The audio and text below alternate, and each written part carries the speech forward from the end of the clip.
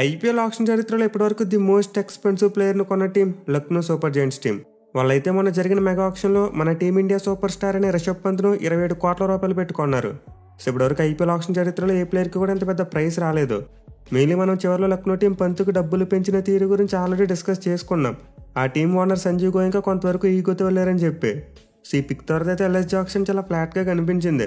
వాళ్ళు అసలు ఏ ప్లేయర్ని ఎందుకు కొంటున్నారో వాళ్ళ స్ట్రాటజీ అంటే అర్థం చేసుకోవడానికి నా బుర్ర సరిపోలేదు. మెయిన్లీ వాళ్ళు ఆడే గ్రౌండ్ ఒకలా ఉంటే వాళ్ళు కొనుక్కునే ప్లేయర్స్ మాత్రం కంప్లీట్లీ ఆపోజిట్. ఆ గ్రౌండ్లో పెర్ఫామ్ చేయగలిగే ప్లేయర్స్ని తీసుకోలేదు, వైట్ ఆపోజిట్గా టీంని బిల్డ్ చేశారు. సో నాకైతే పర్సనల్గా ఎల్ఎస్జీ టీం ఆక్షన్ స్ట్రాటజీ పెద్దగా ఎక్కలేదు. అయితే నేను ఇక్కడ కొంతమంది రిషబ్ పంత్ ఫ్యాన్స్ మిస్అండర్స్టాండ్ చేసుకోవచ్చు. నీకు పంత్ అంటే ఇష్టం లేదు అందుకే లక్నో టీం గురించి ఎలా చెప్తున్నావు అని చెప్పి.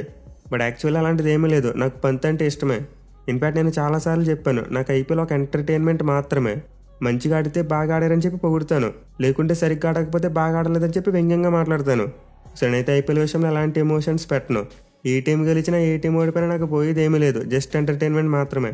సో నేను కూడా మిమ్మల్ని కోరుకున్నది ఇదే, ఐపీఎల్ ఒక ఎంటర్టైన్మెంట్లా మాత్రమే చూడండి. ఊరికి ఎమోషన్స్ పెట్టుకుని ఫ్యాన్ వార్స్ చేసుకుని కొట్టేసుకుని దెబ్బలాడేసుకుని ఇవన్నీ వేస్ట్. ఇంకెలాంటివి చేస్తే మన టీమిండియా కోసం చేయాలి, ఎందుకంటే మన వాళ్ళంతా దేశం తరపున ఆడుతున్నారు కాబట్టి. సో ఐపీఎల్ అంటేనే ఒక ప్యూర్ బిజినెస్, ఇందులో క్రికెట్కి విలువిచ్చేది చాలా తక్కువ. మరి ఇలాంటి బిజినెస్ మోడల్ నేనైతే ఎమోషన్స్ పెట్టదలుచుకోలేదు. ఏదో ఒక టీం మీద మాత్రం ఎమోషన్స్ పెట్టేసుకుని మిగతా టీమ్స్ను చులకనగా చూడడం లాంటిది ఉండదు.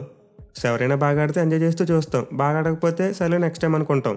అంతేగాని వీళ్ళ మనోళ్ళు తోపులు ఆడేశారు లేకపోతే సరిగ్గా ఆడలేదని చెప్పి బాధపడుతూ కూర్చునే ప్రసక్తి అయితే ఉండదు. సరైన పాయింట్ ఏంటంటే మెగా ఆక్షన్లో మిగతా టీమ్స్తో కంపేర్ చేసుకుంటే లక్నో టీం అంత మంచిగా పెర్ఫామ్ చేయలేదు. వాళ్ళకి కావాల్సిన రిక్వైర్మెంట్కి తగ్గట్టు ప్లేయర్స్ను కొనుక్కోలేకపోయారు. ఇన్ఫాక్ట్ మీకు ఒకసారి వాళ్ళ స్క్వాడ్ గురించి చెప్తాను, దాన్ని మీకు అర్థమవుతుంది. సో ముందుగా వాళ్ళ బ్యాట్స్మెన్ విషయానికి వస్తే ఆయుష్ పదవిని 4 కోట్లు పెట్టి రిటైన్ చేసుకున్నారు. అండ్ దాని ఆప్షన్లో చూసుకుంటే మిల్లర్ను 7.5 కోట్లు పెట్టుకున్నారు. సో ఇదైతే చాలా మంచి పిక్, ఎందుకంటే మిల్లర్ ఒక మినిమం గ్యారంటీ ప్లేయర్, అలాగే ఐపీఎల్లో కూడా చాలా ఎక్స్పీరియన్స్ ఉంది. ఇక వాళ్ళు బేస్ ప్రైస్లో కూడా మార్క్రమ్ తీసుకున్న చాలా మంచి పిక్ అని చెప్పుకోవచ్చు. ఎస్పెషల్లీ అతను స్పిన్ బౌలింగ్ని బాగా ఆడగలుగుతాడు కాబట్టి లక్నో గ్రౌండ్ బాగా సూట్ అవుతుంది. ఇక తర్వాత చూసుకుంటే 75 లక్షలు పెట్టి సౌత్ ఆఫ్రికాకి చెందిన మ్యాథ్యూ బ్రెడ్గెట్స్ అనే బ్యాట్స్మెన్ కొన్నారు. సో అతనైతే మోస్ట్ లైక్లీ ఒక బ్యాకప్ ప్లేయర్గా ఉంటాడు. ఇక వాళ్ళు చివరిగా కొన్న బ్యాట్స్మెన్ హిమాయత్ సింగ్ ఒక ఢిల్లీ ప్లేయర్. సో అతనైతే కంప్లీట్గా ఒక డొమెస్టిక్ ఆటగాడు అండ్ మోస్ట్ లైక్లీ ఆయుష్ బదుని లాంటి వాళ్ళకి బ్యాకప్ అని చెప్పుకోవచ్చు. సో ఢిల్లీ టీం అయితే ఆప్షన్లో 3 ఫారెన్ బ్యాట్స్మెన్ కొంటే ఒక ఇండియన్ బ్యాట్స్మెన్ కొన్నారు. ఇక వికెట్ కీపర్స్ విషయానికి వస్తే నికోలస్ పురాన్ని రిటైన్ చేసుకున్నారు. అండ్ అతనితో పాటు రిషబ్ పంత్ను 27 కోట్లు పెట్టి ఆప్షన్లో కొన్నారు. సో ఈ ప్రైస్ వర్తా కాదనేది పక్కన పెడితే రిషబ్ పంత్కి అయితే చాలా పెద్ద బ్రాండ్ వాల్యూ ఉంది. దీంతో అతను ఆటోమేటిక్గా లక్నో టీంకి కాస్త ఫ్యాన్ ఫాలోయింగ్ తీసుకురాగలడు. బట్ మనందరికీ తెలిసిందే రిషబ్ పంత్ T20 ఫార్మేట్లో మరీ షూర్ షాట్ ప్లేయర్ కాదు. ఒక హెన్రిక్ క్లాసన్ లేదా సూర్యకుమార్ యాదవ్ అంత రేంజ్ ప్లేయర్ కాదు. అతని మెజారిటీ ఆఫ్ సక్సెస్ వచ్చింది టెస్ట్ ఫార్మేట్లోనే. సో పంత్ అయితే డెఫినెట్లీ ఒక వెర్సటైల్ ప్లేయర్, అతను ఆడిన షాట్స్ ఎవరు ఆడలేరు. కానీ విషయం ఏంటంటే T20 ఫార్మేట్లో తన ప్లేస్ని ఇంకా సిమెంట్ చేసుకోలేకపోయాడు. ఈవెన్ ప్రజెంట్ మన టీమిండియాలో చూసుకున్న అతని స్పాట్ చాలా వరకు గాల్లో వేలాడుతుంది. బట్ కొత్త ఫ్రాంచైజ్, కొత్త ఆపర్చునిటీ. సో రిషబ్ పంత్కు ప్రూవ్ చేసుకోవడానికి చాలా పెద్ద అవకాశం ఇది. అతను కనుక యాజ్ ఏ బ్యాట్స్మెన్గా మంచిగా పెర్ఫామ్ చేస్తే ఈజీగా మన టీమిండియా T20 టీంలోకి రీఎంట్రీ ఇస్తాడు. కానీ క్యాప్టెన్గా చూసుకుంటే మాత్రం నాకు ఎందుకో రిషబ్ పంత్కి ఇది సరైన టీం కాదనిపిస్తుంది. ఒక రాంగ్ ఫ్రాంచైజీలోకి వెళ్ళడం అనిపిస్తుంది. సో దీని గురించి అయితే మొత్తం స్క్వాడ్ని చెప్పుకున్నాక మాట్లాడుకుందాం. ఇక రిషబ్ పంత్ పాటు వాళ్ళు 3వ కీపర్గా అరియన్ జూయల్ను కొన్నారు. సో యూపీకి చెందిన యంగ్స్టర్ అయితే ఒక సాలిడ్ ప్లేయర్, నిలకడగా బ్యాటింగ్ చేయగలడు. ఈవెన్ ప్రీవియస్గా ముంబై ఇండియన్స్ లాంటి టీం కూడా అతను పిక్ చేసింది. సో వికెట్ కీపర్స్ విషయంలో లక్నో టీం అయితే చాలా స్ట్రాంగ్గా ఉంది. కానీ ఆల్రౌండర్స్ విషయానికి వస్తే నాకైతే భరోసా కనిపించట్లేదు. వాళ్ళు కొన్న ఆల్రౌండర్స్ అందరూ చాలా వరకు మిడ్ రేంజ్లో పెర్ఫామ్ చేసేవాళ్ళే. వాళ్ళకి అన్ని కలిసి వచ్చినప్పుడు మాత్రమే పెర్ఫామ్ చేయగలరు, విచ్ మీన్స్ కన్సిస్టెంట్గా పెర్ఫామ్ చేసే ఆల్రౌండర్స్ లేరు. సో వాళ్ళైతే అబ్దుల్ సమాద్ 4.2 కోట్లు పెట్టుకున్నారు. అండ్ ప్రీవియస్గా తనకి ఐపీఎల్లో చాలా ఆపర్చునిటీస్ వచ్చాయి, బట్ పెద్దగా ప్రూవ్ చేసుకోలేదు. ఇక మిచెల్ మార్ష్ను 3.4 కోట్లు పెట్టుకున్నారు. అంటే ఇదంతా కూడా సేమ్ స్టోరీ. ఐపీఎల్ ఎప్పుడు కూడా తన రేంజ్ పెర్ఫార్మెన్స్ ఇవ్వలేదు. అదే ఆస్ట్రేలియా టీం తరపున చూసుకుంటే మాత్రం బేవచ్చంగా ఆడేస్తాడు. సో మిచెల్ మార్ష్ అయితే ఇంకా ఐపీఎల్ కోడ్ను క్రాక్ చేసినట్టు లేడు. ఇక థర్డ్ ఆల్రౌండర్గా షాబాజ్ అహ్మద్ను 1.9 కోట్లు పెట్టుకున్నారు. అదైతే చాలా వరకు మంచి పిక్ అని చెప్పుకోవచ్చు. ఎందుకంటే వీళ్ళు కొన్న ఆల్రౌండర్స్లో కాస్త కూస్త మంచి ఫామ్లో ఉంది ఈ ప్లేయర్. ఇన్ఫాక్ట్ ఐపీఎల్ 2024లో కూడా ఎస్ఆర్హెచ్ టీం తరపున బాగానే రాణించాడు. ఇక మిగతా 3 ఆల్రౌండర్స్ విషయానికి వస్తే డొమెస్టిక్ ఆల్రౌండర్స్ యువరాజ్ చౌదరి, రాజవర్ధన్ అంగేర్కర్ మరి హర్షిన్ కుల్కర్ని. వీళ్ళు 3 కూడా డొమెస్టిక్ ప్లేయర్సే. మెయిన్లీ 3లో అంగేర్కర్ మరి హర్షిన్ కుల్కర్ని ఇద్దరు కూడా pace bowling allrounders. And Yuvraj Chaudhary చూసుకుంటే షాబాజ్ అహ్మద్లోనే ఒక left arm spin allrounder. So ఓవరాల్గా ఆల్రౌండర్స్ విషయంలో లక్నో టీం 6 ప్లేయర్స్ను కొన్నారు. బట్ ఈ 6 ఎవరు ఎప్పుడు బాగా పెర్ఫామ్ చేస్తారనేది చెప్పడం చాలా కష్టం. ఇక బౌలర్స్ విషయానికి వస్తే కంప్లీట్లీ ఇండియన్ ప్లేయర్స్తో నింపేశారు, ఒకే ఒక ఫారెన్ బౌలర్ కనిపిస్తున్నాడు. సో లక్నో టీం అయితే మయాంక్ యాదవ్, రవి బిష్ణోయ్ మరి మోషన్ ఖాన్ వీళ్ళు 3ని రిటైన్ చేసుకున్నారు. అండ్ వీళ్ళతో పాటు ఆప్షన్లో చూసుకుంటే ఆవేష్ ఖాన్ మరి ఆకాశ్ దీప్ వీళ్ళిద్దరిని కొనుగోలు చేశారు. అది కూడా చాలా హెవీ ప్రైస్తో. ఆవేష్ ఖాన్కు 9.75 కోట్లు పెడితే ఆకాశ్ దీప్కి 8 కోట్లు పెట్టారు. సో ఇదైతే నాకు కొంతవరకు మీనింగ్లెస్గా అనిపించింది. వాళ్ళు ఆల్రెడీ మయాంక్ యాదవ్ మరి మోషన్ ఖాన్ ఇద్దరు ఫాస్ట్ బౌలర్స్ని రీటైన్ చేసుకున్నారు. దీంతో మళ్ళీ 17 కోట్లు వెచ్చించి ఇద్దరు ఫాస్ట్ బౌలర్స్ని కొనక్కర్లేదు, ఒక స్పిన్నర్ని కొనుక్కుంటే బాగుండేది. సో వాళ్ళు కొన్న ఇద్దరు ఒకరు మయాంక్ యాదవ్కి బ్యాకప్ అని అనుకోవచ్చు, కానీ బ్యాకప్ వేసరికి 8 కోట్ల కంటే ఎక్కువ పెడతామంటే అది సరైన విషయం కాదు. పైగా ఇంకో థింగ్ ఏంటంటే వాళ్ళు ఆడే గ్రౌండ్ లక్నో స్టేడియమే కంప్లీట్లీ స్పిన్ బౌలర్స్కి అనుకూలిస్తుంది. కానీ వాళ్ళు చూస్తేనే 4 ఇండియన్ ఫాస్ట్ బౌలర్స్ని కొన్నారు, అది కూడా యంగ్స్టర్స్ని. సో ఫస్ట్ ఫాస్ట్ బౌలర్స్ని కొనే విషయంలో లక్నో టీం క్యాలిక్యులేషన్ మిస్ చేసింది. ఇక మిగతా పేసర్స్ చూసుకుంటే షమర్ జోసెఫ్ని 75 లక్షలు పెట్టుకున్నారు. సో లక్నో టీం ఆప్షన్లో తీసుకున్న ఫారెన్ బౌలర్ ఇతను ఒక్కడే. సో లక్నో టీం అయితే ఆప్షన్ విషయంలో బ్యాలెన్స్ పాటించలేదు. బ్యాట్స్మెన్ విషయంలో అందరినీ ఫారినర్స్ని కొనేశారు, బౌలర్స్ విషయంలో ఏమో అందరినీ ఇండియన్స్ని కొనేశారు. కొన్ని వాళ్ళు కొన్ని ఇండియన్ బౌలర్స్ ఏమైనా వాళ్ళు పిచ్చికి సూట్ అవుతారంటే అది లేదు. సో దీనివల్ల నేను వీడియో స్టార్టింగ్లో చెప్పా లక్నో ఆప్షన్ నాకు నచ్చలేదని చెప్పి. ఈయన మిగతా బౌలర్స్ చూసుకుంటే సిద్ధార్థ్ను బైబ్యాక్ చేశారు. ఇతనైతే ఒక మంచి స్పిన్ బౌలర్. ఇక తర్వాత ఆకాశ్ సింగ్ మరియు ప్రిన్స్ యాదవ్ చూసుకుంటే పేస్ బౌలర్స్, అండ్ చివరిగా దిగ్విజయ్ సింగ్ ఒక స్పిన్ బౌలర్. సో మోస్ట్లీ వీళ్ళందరూ బ్యాకప్ ప్లేయర్స్గానే ఉంటారు.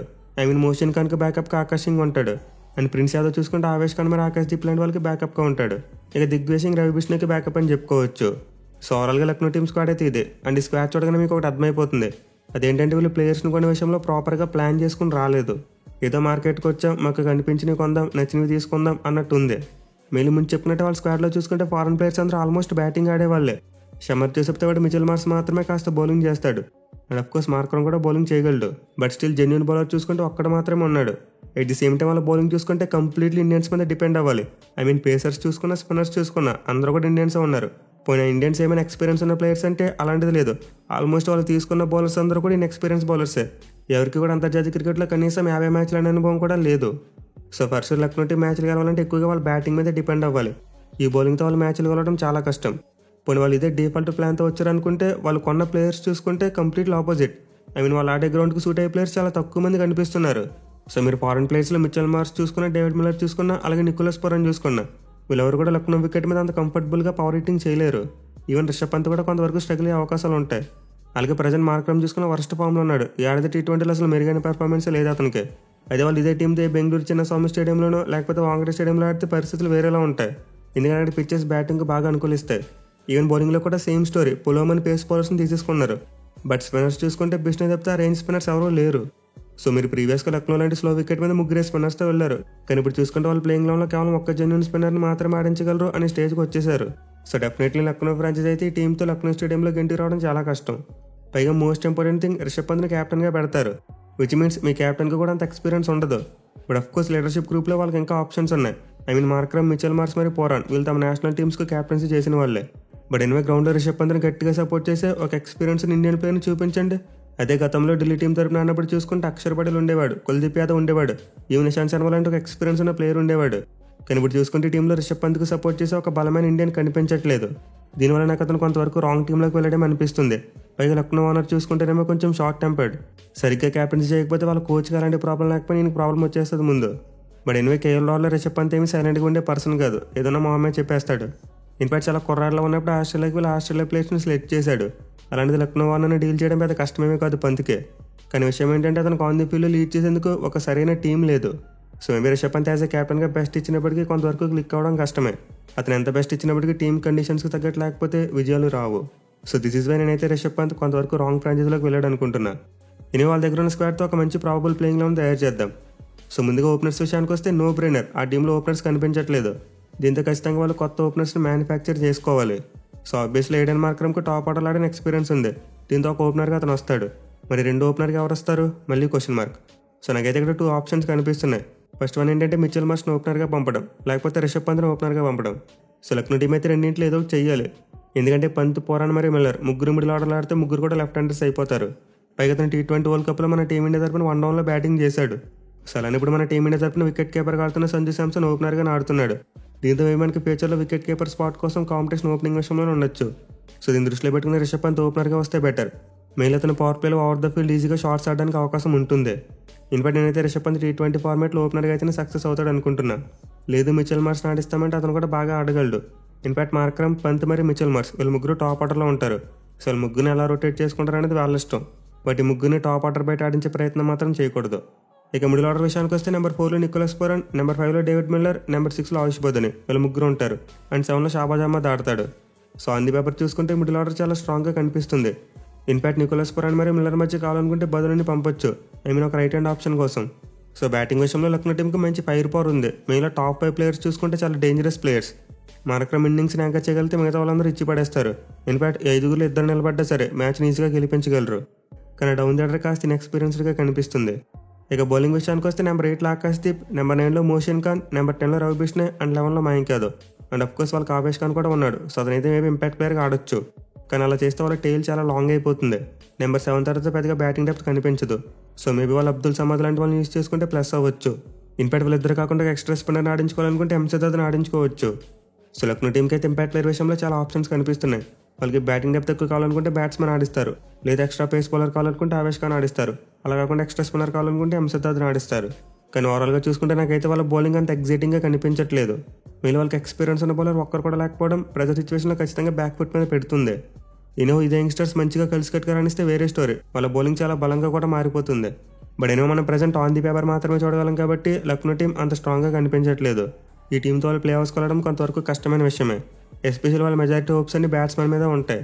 సో చూడాలి మరి కొంచెం వెరైటీగా బిల్డ్ చేసుకుని లక్నో టీం ఎలా పెర్ఫామ్ చేస్తుంది అనేది.